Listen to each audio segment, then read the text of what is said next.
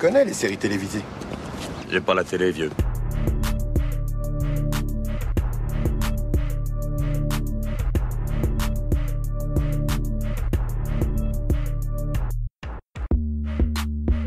Bonjour à tous et soyez les bienvenus dans la saison des séries, votre podcast consacré aux séries d'hier et d'aujourd'hui. Je m'appelle Junior et je suis ravi de vous retrouver pour un nouvel épisode. C'est le 6e déjà, ça passe tellement vite. Aujourd'hui, ma complice du jour, c'est Alexandra. Salut Alex. Salut Junior. Tout va bien Alex, t'es prête ? Tout va bien. Encore un très bon choix de série pour ce nouveau numéro, puisqu'après la magnifiquement ratée The Eddie avec toi Alex, on va commenter la non moins mauvaise saison 4 de 13 Reasons Why. J'annonce la couleur d'entrée, chers auditeurs, elle doit me détester à force Alex, je vous dis pas. En tout cas, on s'est penché sur l'ultime saison d'une des séries phares de Netflix. On vous dira ce qui nous a plu, ce qui nous a pas plu surtout, et on essaiera probablement de sauver quand même quelques aspects juste après cet extrait. Écoutez, je crois qu'on n'a pas de raison de s'inquiéter. Honnêtement. Et comment on sait qu'il t'a dit la vérité sur ce qui s'est passé au poste ? Pourquoi il mentirait ? Pour sauver sa peau. Voilà, c'est fait. Je l'ai ramené chez lui sain et sauf. Il avait l'air plutôt calme. Comment il fait pour rester calme ? Tyler n'a pas intérêt, lui non plus, à ce que la vérité soit découverte. Il a fait de son mieux avec les flics, vu les circonstances. Admettons qu'il ait pas menti. C'est pas parce qu'il croit avoir embobiné les flics qu'il a réussi. Peut-être qu'il le surveille. Peut-être qu'il nous surveille tous. Oui, c'est ça que je pige pas. Même si la police n'a pas avalé ses excuses pour les flingues, comment il remonterait jusqu'à nous ? Et quel lien avec la mort de Bryce ? Tyler est au courant pour Bryce. S'il est dans la merde à cause des flingues, ils pourraient tous nous balancer pour sauver sa peau. Non, il ferait jamais ça. T'en es sûr ? C'est lui qui a appelé Clay à l'aide. Je crois qu'on peut lui faire confiance. Merci, Cookies. Malheureusement, c'est pas si simple. On est plusieurs ici à s'être rendus complices d'un meurtre. Je sais, j'ai trafiqué des preuves, je suis complice moi aussi. On l'est tous. Non, pas moi. Avant de vous donner le synopsis de la saison 4, je vais d'abord vous faire un rappel de la saison 3. Rassurez-vous, je vais essayer de ne pas faire trop long. Alex, s'il te plaît, n'hésite surtout pas à éclaircir les choses si elles ne paraissent pas hyper limpides sur ce résumé, d'accord ? Ça marche Junior. Alors, en saison 3, le fil directeur était de savoir qui a tué Bryce Walker, auteur de viols sur plusieurs jeunes lycéennes, dont Anna Baker, et Jessica. Après un procès où Bryce a eu de faibles sanctions, Annie Achola débarque dans le lycée Liberty et apprend à connaître toute la bande autour de Clay Jensen, donc Alex, Jessica, Tyler, Tony, on en reparlera encore tout à l'heure. Annie est sortie avec Bryce, qui avait un comportement totalement différent avec elle par rapport au monstre qui était décrit par la bande de Clay. Cette troisième saison était fortement marquée donc par 3 temporalités qui nous est naviguée de personnage en personnage dans le but de savoir qui était le potentiel tueur. Attention spoiler, si vous n'avez pas vu la fin de la saison 3, on apprend finalement que c'est Alex, donc un homme, pas la nôtre qui fait le podcast avec moi, c'est Alex qui a tué Bryce et qui a fini par balancer le corps de Bryce au fond de la rivière. Jessica, présente sur les lieux, elle a assisté à la scène mais sans intervenir. La bande de Clay, pour s'en sortir, a tout mis sur le dos de Monty de la Cruz qui avait, je vous le rappelle, violé Tyler à la fin de la saison 2 dans une scène très choc. Et à la fin de la saison 2 d'ailleurs, il y avait un sac rempli d'armes dont voulait se servir Tyler, qui était consumé par la colère. Il voulait faire une tuerie de masse, une mass murder, comme disent les anglo-saxons. Et ce sac, d'ailleurs, remonte à la surface à la fin de la saison 3. Donc, quand commence la saison 4, il y a une découverte du sac de Tyler. Et la bande de Clay doit se confronter aussi à Diego, le nouveau leader de l'équipe de foot, du lycée Liberty, désireux de sauver l'honneur de Monty, qu'il ne croit absolument pas coupable du meurtre de Bryce, tout comme Winston, un ex de Monty qui vient à Liberty avec le même but. Et parallèlement à tout ça, le shérif Diaz mène l'enquête suite à la disparition des 5 heures d'entretien entre un policier et Annie ayant déballé toute la vérité jusqu'à révéler l'identité du tueur de Bryce, qui était donc Alex. J'espère que vous avez réussi à suivre, parce que c'est dur de raccrocher tous les wagons. Ça fait beaucoup emmagasiner, je sais. Alors, Alex, le temps que je puisse reprendre mon souffle, je te donne une info. Le titre de cette émission qu'on est en train d'enregistrer, c'est 13 Reasons Why, 4e saison, à tort ou à raison, point d'interrogation. Je te pose la question, est-ce que c'était vraiment une bonne idée de faire cette saison 4 ou pas ? Pas du tout. Pas du tout, puisqu'en plus, le titre de la série, il a plus lieu d'être. Il convenait très bien à la première saison et à la deuxième limite. Mais là, non, c'est vraiment la saison de trop. Aucun intérêt. Aucun. Déjà parce qu'on ne retrouve pas le schéma d'écriture de la première saison qui, pour le coup, avait été très efficace, qui avait légèrement continué dans la saison 2, qui est complètement abandonné depuis la saison 3. Du coup, j'ai l'impression que les deux premières saisons vont ensemble et que les deux dernières, les plus mauvaises, vont de pair également. Je sais pas toi si tu as pensé que c'était un cycle, enfin deux cycles. C'est ça, c'est une forme de premier cycle avec l'histoire d'Anna Baker, évidemment. C'était super intéressant d'ailleurs parce que la saison 1, c'était les fameuses histoires avec les 13 cassettes d'Anna qui donnaient les 13 raisons pour lesquelles elle a fini par se suicider. Elle s'était enregistrée, elle les avait adressées donc à la fameuse bande de clés, comme je le décrivais en intro. On avait d'abord sa vérité à elle en saison 1, puis en saison 2, la vérité des autres. C'est intéressant d'entendre ce que le groupe avait à répondre en fait. Est-ce que tout ce que disait Anna Baker en saison 1 était à prendre pour argent comptant? Donc ça faisait une espèce de, en effet, de première histoire, de premier chapitre sur la première et la deuxième saison. Avec le jugement de Bryce, bien évidemment. Et puis la troisième et la quatrième, on part dans autre chose, finalement une espèce d'engrenage dans lequel dans lequel s'embourbent les héros principaux, anciens camarades d'Anna. Et cette seconde partie, d'abord sur la mort de Bryce, puis sur ceux qui veulent honorer Monty et Bryce. Déjà, il y avait un processus de réhabilitation qui m'avait beaucoup gêné, moi, par rapport à Bryce, tu t'en souviens, en Oui. saison 3. En plus, derrière, la saison 4 avec ceux qui veulent les venger, enfin, c'est une catastrophe industrielle, quoi, cette quatrième saison. C'est pas possible d'écrire un truc pareil. Et déjà, rien que dans la forme, on va commencer par ça, hein. La série s'appelle 13 Reasons Why. Elle tenait un peu son concept des 13 épisodes. Et dans cette dernière, il y en a combien? 10. Voilà. Donc déjà, rien que ça en dit long sur la capacité d'écriture de la série. Donc ça m'a vraiment perturbé. 1h39, c'est ça? Ouais, C'est 1h39 le dernier épisode, ouais. c'est plus un épisode, ça, c'est du format long métrage et c'est vraiment du n'importe quoi. C'est Euh, insupportable, ouais. Ça se veut pathétique, en plus, larmoyant, niais, enfin, et puis finalement, c'est une happy end. C'est Euh, ça. Il n'y a rien qui va dans cette saison. Cette saison, quatrième saison, a choisi deux axes. Ceux qui voulaient venger Monty, honorer la mémoire de Monty, donc Montgomery de la Cruz, son nom complet, et la santé mentale de Clay. C'est ça les deux axes. Et c'est franchement mince sur le papier. Le scénario, il est digne d'un scénario qui tient sur un ticket de métro. C'est pathétique de partir d'un postulat pareil. C'est une catastrophe cette série. Et on va justement vous expliquer en quoi c'est une catastrophe. Alors, je ne sais pas combien de raisons il y a, je ne sais pas s'il y en a 13, mais on va essayer de voir ça. Il y en a au moins 13. Oui. Au moins, au On moins. on aurait dû appeler aussi cette émission 13 raisons pour ne pas regarder Oh oui, en saison. oh oui, mais tellement. Ça, c'est clair, vous allez vite comprendre qu'il faut pas y aller. Bon, ouais, dans la construction générale, il y a quand même moi, j'ai trouvé quand même un petit point positif. Euh, C'était moins. Enfin, c'était difficile à emmagasiner, mais tu as remarqué cette narration-là, ce mode de narration qu'ils ont choisi cette fois? Oui, mais enfin, moi j'ai trouvé ça beaucoup moins intéressant. Et au bout d'un moment, par rapport aux troubles psychiques de Clé, t'as l'impression qu'il pourrait y avoir une deuxième écriture, un point de vue conscient et l'autre inconscient, peut-être un mauvais et un bon Clé, et ça prend pas. Ça reste en suspens et c'est pas du tout la stratégie adoptée finalement, alors que moi, pendant un petit moment, j'y avais cru.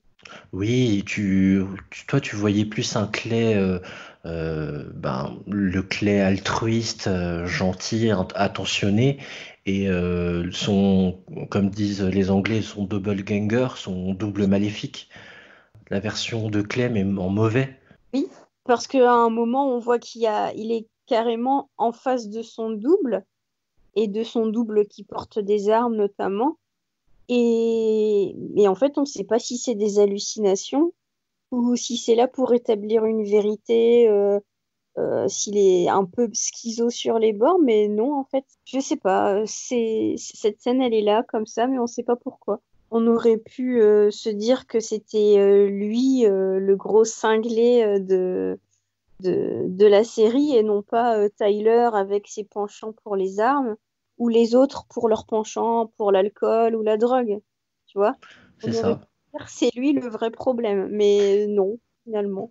Mais c'est censé être lui, hein. C'est complètement justement contre-productif vu comment tu le décris, parce que c'est censé être lui quand tu regardes la bande-annonce de la série, de la saison 4, c'est extrêmement axé sur lui et sa maladie mentale. Et alors faut expliquer, il est atteint de maladie mentale parce qu'il est passé en prison à la fin de la saison 3. Il a fait de la tôle parce qu'à un moment donné, il était suspecté lui d'avoir tué Monty, qui n'était évidemment pas le cas et il l'a mal vécu. Alors c'est très bizarre parce qu'en fin de saison 3, il est pas du tout atteint de cette maladie mentale, elle se déclenche qu'en saison 4. Mais bon. En tout cas, moi, ce qui m'avait marqué, c'est pas déclenché un peu, mais ce qui m'avait marqué en saison 1, c'était qu'il y avait déjà ce genre d'épisode de négligence de lui-même, de se laisser aller et de pas être à ne pas être en phase avec la réalité. Je sais pas si tu te souviens, en saison 1, il ne se lavait plus et tout le monde lui disait, s'il te plaît, prends une douche, tout ça. Il Ah n'arrivait oui. pas à se mettre du décès d'Anna. Ça me rappelait un peu ça. Mais il me semble bien que là, quand il va chez le psy, on a une allusion qui est faite sur depuis quand ça dure. Et Il ça y a dure. plein d'incohérences. Donc au Bon, final, on ne comprend plus trop ce qui l'a traumatisé, ce petit clé. pauvre petit chéri. Ces rêves, ils ont un lien avec quoi? Ils sont en lien avec tes crises d'angoisse? Quand on a commencé à se voir, il y a des années, tu faisais des cauchemars. Ça fait longtemps que je fais des crises d'angoisse. Ou ce que j'appelle comme ça. Depuis l'école primaire. J'en ai jamais parlé à personne. Mais maintenant, ça fait qu'empirer. Alors, c'est sûrement pour ça que je suis revenu. Pour reprendre le contrôle. Le contrôle. Sur quoi? Surtout. Tu crois qu'il y a des gens qui contrôlent tout dans leur vie? Enfin, je veux dire que je dois... Je dois garder mon calme. Tu as des raisons de ne pas être calme? Ouais. Lesquelles? Déjà, il y a le lycée, les copains et mes parents, tout ça. Et toutes ces choses, tu ressens besoin de les contrôler? Ouais. Mais moi, ce que j'ai trouvé aussi complètement what the fuck dans la série, c'est les coups de sang de Clay, quoi. T'as relevé tous les pétages de plomb qu'il a dans cette saison? C'est très très Ah, violent. Il a tabassé plusieurs personnes, en effet, ça lui ressemble pas. oui, et c'est récurrent, quoi. Il pète un câble euh, dans la fête de la Saint-Valentin, il pète un câble au lycée, il pète un câble en forêt. C'est- ils ont complètement déconstruit toute l'empathie qu'on avait pour lui dans les premières saisons. Mais on a aussi cet effet de plusieurs styles qui ont voulu s'incruster dans cette saison. On est tantôt dans Promenons-nous dans les bois, tantôt dans Elephant de Gus Van Sant. Enfin, il y a plusieurs genres cinématographiques mais ça devient presque parodique parce que ça ne marche pas. C'est une compilation, quoi. Ça va de pair avec le personnage de Clé qui est tantôt un psychopathe, tantôt un mec ultra violent, tantôt avec un pseudo-meurtrier qui aurait des envies de meurtre, enfin un meurtrier novice du moins, tantôt complice, tantôt je mène l'enquête, tantôt je suis témoin. Enfin, on s'en sort plus. Il a 36 facettes et au final on s'y perd puisqu'on voudrait quand même définir chacun des personnages de manière plus claire. Et le traitement, justement, du sien de personnage est une calamité. Il en devient pénible à suivre et détestable. Alors, en plus, c'est n'importe quoi. Pardon, je tiens à préciser aussi il y aura du spoiler évidemment, mais c'est pour illustrer parfois la bêtise du scénar.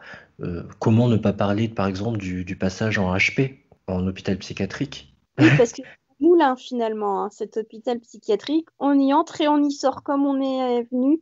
On part, quoi. C'est C'est un moulin. Et C'est un surtout quand moulin. t'es mineur, il faudra nous expliquer, surtout quand t'es mineur, qui décide de ta sortie. Enfin, après, il sort en loose day, on est d'accord, hein, il se barre. Mais moi, minimum, je pensais à l'épisode d'après, il y aurait les remontrances de sa famille, un suivi plus poussé, etc. Mais que nenni, que dalle. Non, c'est une catastrophe, je te jure, cette série. Et on va rappeler la bande dont je parlais de Clay. On va pas faire le catalogue de tous les personnages, mais on va bien sûr les inclure dans les différentes situations dans lesquelles ils étaient dans cette saison, pour mieux vous expliquer en quoi la série n'est pas franchement réussie. Je rappelle que dans la bande, donc il y a, j'exclus les nouveaux pour l'instant, donc il y a Zach, Jessica, donc Clay, Alex, celui qui joue Charlie aussi également, Tony, Justin et Tyler. Ça fait beaucoup, hein. Et les deux petits nouveaux qui arrivent cette saison, Winston, donc l'ex de Monty, et Diego, qui est dans l'équipe de foot en fait, qui était ami avec Bryce et Monty. Justement, que penser de l'apport de ces deux nouveaux personnages? Une grosse cata. Mais encore. On ne sait pas d'où ils sortent. Et ils arrivent par enchantement, pas forcément au premier épisode en plus, hein. Donc voilà, on a du mal à vraiment savoir de un d'où ils sortent et de deux ce qu'ils apportent. Ils ne font absolument pas avancer l'intrigue.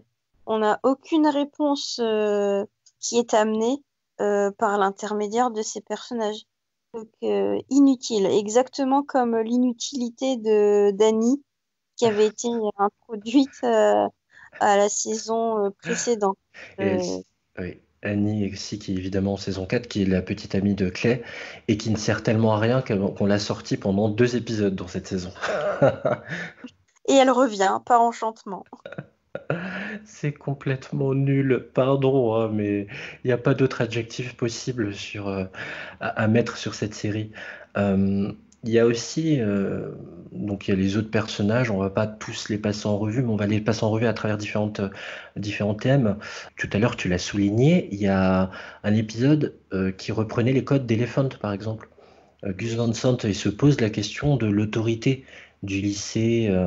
Comment toi, tu l'as perçu, cette idée-là, de mettre une pression sur les élèves pour contrôler leurs faits et gestes, parce que en parallèle de l'enquête, en fait. Alors, au début, on ne comprend pas si c'est un exercice ou pas. Et du coup, ça, c'est déjà assez stressant pour le téléspectateur de se dire, mais qu'est-ce qui se passe? C'est vraiment une fusillade ou c'est un exercice? Les personnages ne savent pas eux-mêmes. Donc ça, pour le coup, c'était quand même un peu palpitant, parce qu'il faut bien des choses un peu palpitantes dans cette série. Tu as sauvé un élément de 13 Reasons Why saison 4, je suis choqué. Mais alors, par contre, c'était ponctué d'interventions des morts qui viennent sans cesse hanter Clay. C'est l'un des grands défauts de la série. Ouais. Oui, qui viennent parfois hanter Jess aussi, mais par contre, Jess, elle, ne va pas chez le psy. Elle en a pas besoin. Pourtant, ils ont à peu près les mêmes troubles, à des degrés différents, certes. Et en effet, c'est cette histoire d'espionner les élèves, d'avoir des caméras, la présence de la police dans l'enceinte de l'établissement. Surtout qu'en plus, ça mène à une révolte qui n'est pas du tout bien amenée. Pas crédible pour un sou, ouais. Pas du tout. Depuis quand on se met à insulter son proviseur et le proviseur ne dit absolument rien. À base de fuck dans toutes les phrases, hein. Moi, c'est ça qui me fait halluciner. Oui, Il parle mal. Les flics, tranquille, hein. En fait, ce qui me révolte, moi, dans tout ça, tout ce que tu décris, c'est aussi ouais, dans la construction des personnages et leur attitude et comment ils évoluent. Parce qu'en gros, il y a un épisode sur des meutes, hein, aussi, que tu viens de décrire. Et dire En fait, on nous dépeint des personnages qui sont abîmés. Et dire fucked up, moi je regarde en VO, à longueur de phrase, ça fait pas une série, quoi. Fucked up, ça veut dire être détruit, être. Voilà. Ça fait pas une série. Et c'est insupportable d'avoir ça à longueur de saison. Ça ne veut rien dire. Non mais vraiment, cette série, c'est une calamité dans sa dernière saison. C'est hallucinant quand on voit d'où on part. J'ai vraiment beaucoup de mal à le comprendre. Il y a beaucoup de moments what the fuck quand même dans cette série. Merci de mettre vos sacs sur la table. Putain, c'est une blague. Métallique, téléphone, etc. Dans le bac à gauche. Pars pas en vrille. Désolé, vous Est-ce que j'ai l'air de m'énerver? Retirez vos sacs à dos. Et posez-les dans les plateaux. Continuez à... Posez votre sac sur la table. Faites-vous plaisir.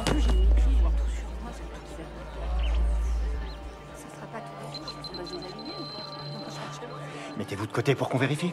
C'est probablement à cause des baleines de mon soutien-gorge. On verra. Écartez-vous pour qu'on vous fouille. J'ose croire que vous avez une de vos collègues qui s'en chargera, vu que vous et vos copains, il n'est pas question que vous me touchiez.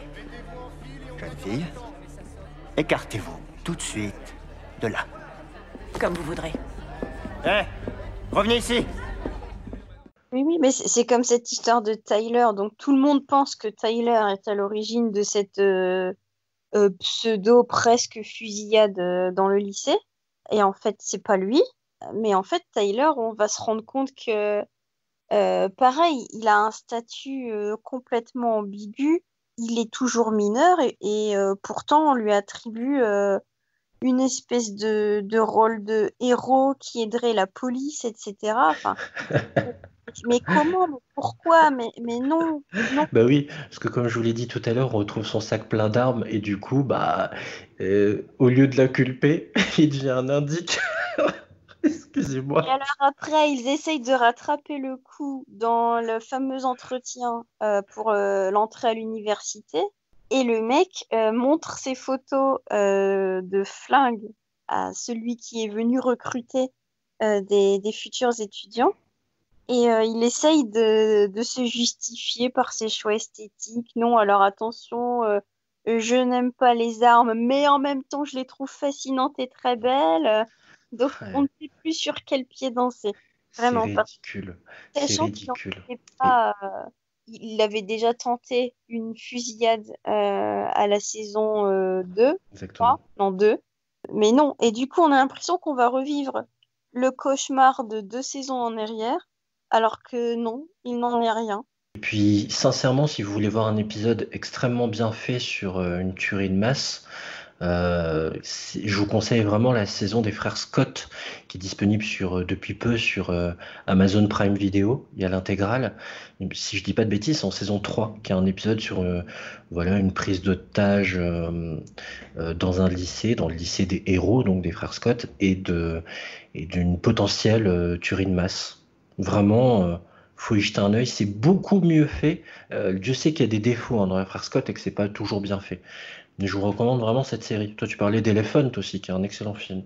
Qui est d'une qualité cinématographique inégalée, je pense, hein. C'est quand même du Mm. Gus Van Sant. Pour le coup, lui, quand il traite de sujets sur l'adolescence, enfin, c'est quand même beaucoup plus poétique et justifié. En parlant de choses qui ne sont pas forcément très bien justifiées, tu as été frappé par le traitement de l'homosexualité dans cette saison 4. C'est très redondant, ce thème. Du coup, ça le rend pénible. Parce que oui, à la base, c'est quand même une bonne idée. Mais bon, la bonne idée, on l'avait déjà eue à la première saison. Donc, inutile d'en rajouter d'autres couches. Parce que bon, on a compris. On avait déjà quand même Tony à la première saison, qui en plus était quand même atypique. Enfin, il est toujours. C'est un personnage atypique. Déjà parce il a un statut pas très bien défini entre la clandestinité et ses parents qui ont été chassés du territoire américain. Il aime la boxe. Il a tout d'un vrai gaillard. Il touche des mécaniques, hein, sans mauvais jeu de mots, puisqu'il tient le garage de ses parents. Mhm. Voilà. Et du coup, à la base, rien ne le destinait à l'homosexualité. Donc on avait quand même ici un personnage qui était quand même très, très intéressant. Et aussi d'autres essais d'autres personnages, notamment même Anna elle-même, qui se cherchait. Et du coup, là, dans la 4e saison, c'est trop. Et on ne peut pas rendre tous les personnages bi ou homosexuels. Tu as été aussi marqué par la réaction des parents. Parce qu'il y en a eu quand même des coming out dans cette saison. Oui. Il y en a eu quelques-uns. Oui, mais justement, il y en a trop. Alors peut-être qu'un de plus, ok.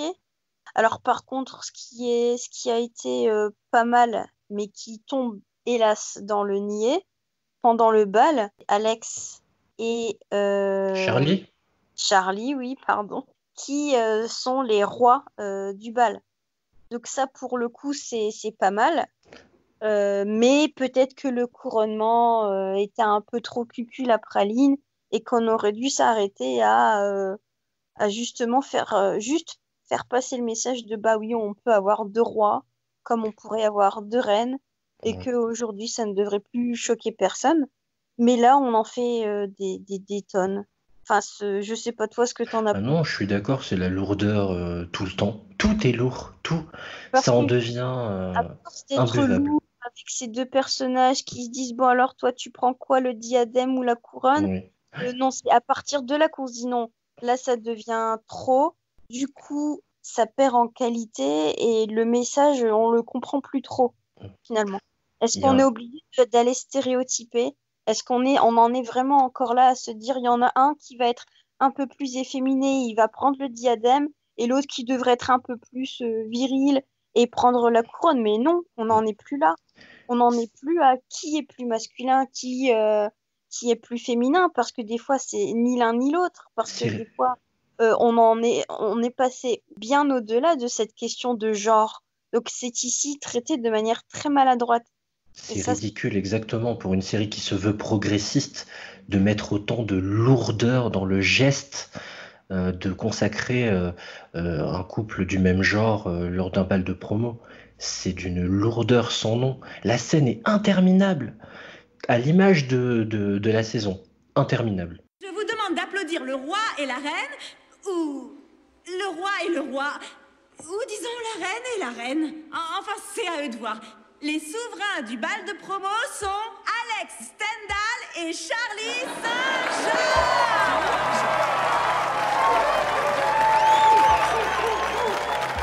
Où est-ce qu'ils sont? Ici, on est là. Truc de malade. C'est quoi ce délire? Qu'est-ce qui s'est passé? C'est toi? Le vote est sécurisé. Je vous l'ai dit, c'est le choix de l'équipe de football qui l'emporte tous les ans.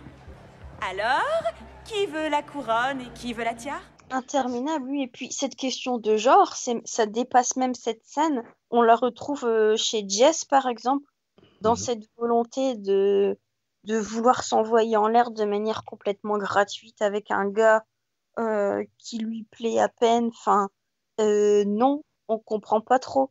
Comme si dans son acte féministe, hein, puisque là, dans cette saison, on a voulu surtout montrer pour le personnage de Jess qu'elle est militante féministe, mais ça ne marche pas, parce que si être militante et activiste, c'est montrer qu'on s'envoie en l'air, même quand on n'en a vraiment pas envie, bah non, c'est pas ça le message. Et pour une série qui se destine aux ados, mais non, quoi. Il est C'est, fortement discutable. ça frôle le mauvais goût et une fois de plus, on est loin des messages plus ou moins efficaces de la première saison. Sans parler de la volonté de faire un bal de promo à tout prix, sans parler de la provocation d'émeutes, sans parler de... Oui, je sais, il y a beaucoup de spoilers, il y en a qui vont me maudire derrière leur casque, mais vraiment, c'est n'importe quoi, c'est extrêmement too much. On va voir quand même s'il y a des choses à sauver très rapidement. Toi, tu me soulignais quand même que les jeux d'acteurs étaient bien, et étaient défendables. Et je te Et rejoins d'ailleurs. pas pour tous. Ah, Alors, pour qui? chez Clé, c'est assez... Bon, Clé, finalement, enfin, c'est assez bien joué, mais il devient un peu sa propre caricature et ça, c'est dommage. Moi, j'aime particulièrement le personnage de Winston. Burke. Parce qu'il y a quand même une part de mystère. Moi, tout au long de la saison 4, je me suis demandé si c'est pas lui qui allait péter un câble à un moment pour se venger. Je le trouve, il est tellement fade. Enfin, faites-vous votre propre opinion, hein, les amis, mais moi je le trouve très fade. Et finalement, Mono-expressif. il pourra entretenir l'ambiguïté finalement, à être non expressif et en même temps à avoir une légère rage comme ça. Il joue rien et il joue tout de la même façon. Mais allez jeter un œil aux épisodes et vous nous direz dans les commentaires. Jessica devenait insupportable. Autant elle avait été quand même assez bonne dans les précédentes saisons. Là, je pense que c'est son personnage qui devient insupportable. Et en plus, la manière de l'interpréter n'est pas du tout, ne lui rend pas justice. Surtout depuis la fin de la saison 2 et le passage du mouvement MeToo, Balance ton porc, elle était vraiment devenue d'autant plus un étendard de ça, quoi. Moi, je voulais souligner aussi le psy. Pourtant, je suis pas toujours fan de cet acteur, Gary Sinise, qu'on avait pu voir dans Apollo 13 ou Les Experts Manhattan plus récemment. Je suis pas toujours fan de son jeu. Pour le coup, lui aussi, hein, il peut tendre vers le monolithique, mais il se débrouille vachement bien. En fait, il fait jouer l'expérience, il est sobre, il n'en fait pas des caisses. Et le psy de Clay, donc joué par Gary Sinise, est plutôt pas mal. Oui, le psy, à un moment clé, est sur le point de défoncer son bureau, il jette des trucs en l'air et lui il reste comme ça. Enfin, n'importe qui pourrait Très, flipper, non, même un psy. Tu très crois pas? stoïque. Mais d'ailleurs, Clay lui reproche. Il lui dit, j'en ai marre de votre... que dans tout le temps, vous parlez avec un ton, tu sais, Oui. imperturbable. Voilà. Mais bon, les adultes sont franchement très très mal joués dans cette série. Tu penses à qui? Bah, les parents de clé qu'on a évoqués tout à Ouais, l'heure, ouais. les flics, le psy, ils sont... Ouais, c'est franchement pas crédible. Ça cabotine pas mal, ouais. Ils n'ont même pas de pouvoir, ces adultes, qu'ils Ouais. soient parents, chefs d'établissement, même les flics s'en prennent plein la tronche. Donc, oui, enfin, après, ça se veut pseudo anti-système, mais c'est même pas ici l'objet de la série ni de la saison en elle-même. Et ce qui fait défaut à cette saison, c'est l'excès des thématiques. On a vraiment tous les malheurs du monde des petits ados américains dans cette saison. Ça va de la drogue, de l'alcool, du harcèlement, la violence, la maladie. Enfin, voilà, et on s'y Du perd. suicide. Tout ce qui est inscrit en haut à gauche quand vous allumez votre Netflix. Tu sais, le 16+, avec toutes les raisons qui font que c'est en 16+. On a tout mis, tout ce qui pourrait être dangereux pour un ado, et pas plus.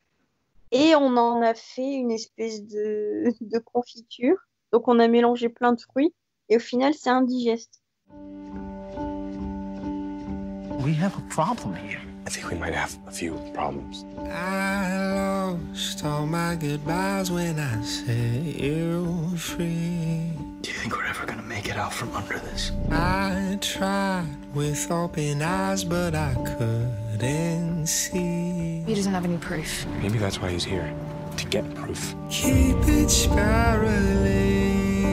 We gotta figure this out for Monty. Keep it spiraling. I thought this was over. Me too. Keep it spiraling. What if they're watching him now? What if they're watching all of us? C'est très difficile à encaisser avec, on l'a dit tout à l'heure, un dernier épisode qui dure 1h38. Est-ce qu'au moins on peut sauver un peu la fin ou pas du tout? Bon, alors, enfin, on va spoiler un peu là, mais oui, alors, il Pas fallait. pas le plus déterminant, mais vas-y.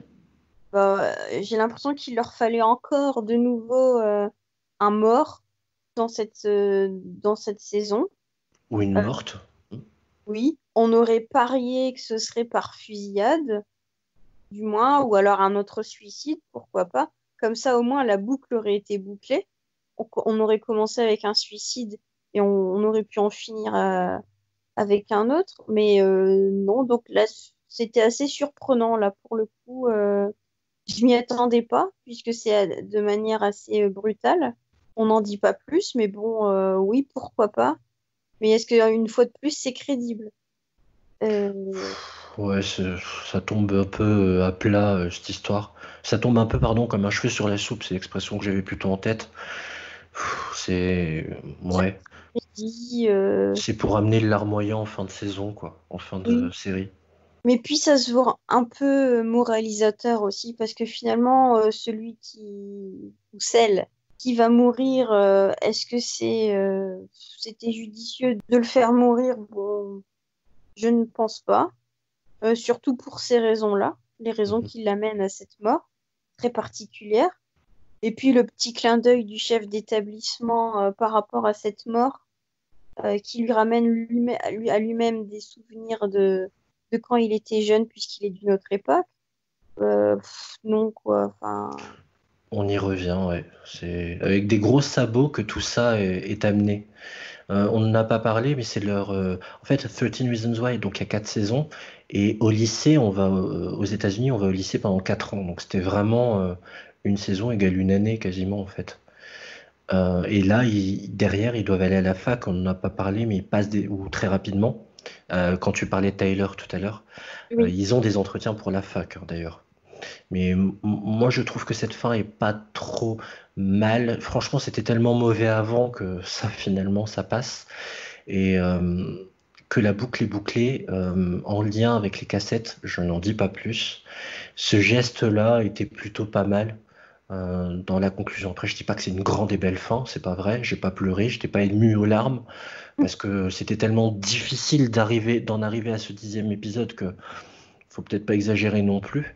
Mais elle se regarde et le travail de conclusion et de bouclage est peut-être pas si mal en termes d'amitié, parce que finalement ça raconte c'est une histoire d'amitié, 13 Reasons Why, de liens forts qui se créent entre des gens qui partagent de lourds secrets. C'est que ça. D'ailleurs, ça m'a gonflé. Je sais pas si tu as remarqué ce gimmick, mais pourquoi tu ne nous as pas dit? Ça revient tout le temps, ça. Mais pourquoi t'en as pas parlé avant? Oui. Oui, c'est agaçant. C'était toujours ça. Il cache une information au reste du groupe, puis après, et tu nous balances cette bombe. Mais pourquoi t'en as pas parlé avant? C'est ridicule. Entre le fucked up et pourquoi t'en as pas parlé avant, je crois que là, ça m'a achevé. C'est pour ça que le plaisir n'est pas total le dernier épisode. Une dernière question, du coup, vu que c'était la dernière saison, quel bilan on peut faire? On va faire le bilan calmement, comme chantait l'autre. Quel bilan on peut faire de 13 Reasons Why entre la saison 1 et la saison 4? Oui, bon, alors une grande déception pour cette saison 4 qui est complètement inutile. On aurait dû s'arrêter clairement, bon allez, on va être gentil, à la 2. Les deux premières sont complémentaires et sont écrites plus ou moins de la même manière. Donc ça fonctionne. Les deux dernières, donc la 3 et la 4, inutile. Inutile parce que le titre de la série n'est plus justifié. Donc plus d'intérêt selon moi. Et t'as remarqué comment ils ont raccourci le générique d'ailleurs? Bah, c'est peut-être parce qu'il y a des lourdeurs. Attends, quand tu fais un épisode final d'1h39, faut bien raccourcir quelque Non, mais en saison 1, il y avait les cassettes. En saison 2, il y avait les polaroïds. En saison 3, c'était des indices pour l'enquête qui était menée de savoir qui a tué Bryce. Et en saison 4, c'est tellement n'importe quoi qu'il n'y a rien dans le générique. Oui, puis ça se veut sombre en fait. Des fois, ça m'a fait penser à Riverdale. Je sais pas toi, Junior, si tu as déjà maté Riverdale. Juste les premiers épisodes. Tu t'y connais mieux que moi, oui. Ça voulait imiter comme ça un côté très sombre, un peu mafieux, un peu vicelard. Mais non, quoi, c'est pas du tout la même ambiance. Et on retrouve même pas le côté rétro de Riverdale en plus. Donc esthétiquement, ça ne fonctionne pas. Ouais, bah moi, je résumerais cette série en paradoxal. Pas mal comme adjectif, ça. C'est vraiment paradoxal. C'est-à-dire que c'était une série qui, pour moi, quoi qu'on puisse en penser, hein, qu'on aime, qu'on déteste, c'est une série qui va compter dans les teen dramas. Donc dans les séries, des drames ados, si tu veux. Tu vois, il y a eu Beverly Hills, il y a eu Angela 15 ans, il y a eu Buffy, il y a eu les frères Scott, il y a eu Newport Beach. Elle va compter dans les séries pour ados, quoi qu'on puisse en penser, parce que la saison 1 est extrêmement forte avec l'histoire d'Anna, avec la matérialisation de son suicide. Voilà, on est parti d'une série extrêmement forte pour finir avec une série qui est devenue une caricature d'elle-même. Moi, c'est ça qui me frappe, en fait. Et les polémiques et la faiblesse de l'écriture l'ont tué. Et voilà ce que j'ai envie de retenir sur 13 Reasons Why. C'est fou, ce paradoxe-là, en fait. Oui, tout était dit dans les 2 premières saisons et c'était vraiment inutile d'en rajouter. Il y avait de beaux messages qui étaient passés, parfois qu'on pouvait aussi mal interpréter, ça peut se comprendre, mais le job était fait. Là, pour le coup, c'est surchargé et ça ne dit rien. Paradoxalement, c'est un bon mot, paradoxe. Ouais. Bah voilà, je pense que c'est pas mal comme conclusion. On a bien fait le tour. On aura fait une émission beaucoup plus longue que d'habitude, mais j'espère que pour vous, vous, chers auditeurs, ça vous aura donné des clés pour aborder ou non, surtout le ou non, cette série. 13 Reasons Why, saison 4 est disponible sur la plateforme Netflix. Merci beaucoup, Alex, en tout cas, d'être intervenu sur ce podcast. Merci à toi, Junior. Salut! La saison des séries épisode 6, c'est déjà fini. Pour écouter ou réécouter la saison des séries, vous pouvez nous retrouver sur toutes vos plateformes streaming préférées. Sachez que sur Apple Podcast, vous pouvez faire comme dans Black Mirror et nous mettre une note jusqu'à 5 étoiles. N'hésitez pas à le faire, ça aidera à faire grandir notre podcast. N'oubliez pas de liker notre Facebook et de nous suivre sur Twitter et Instagram. Merci à tous de nous avoir suivis. Je vous souhaite plein de bonnes séries. Prenez bien soin de vous et à très bientôt. Ciao.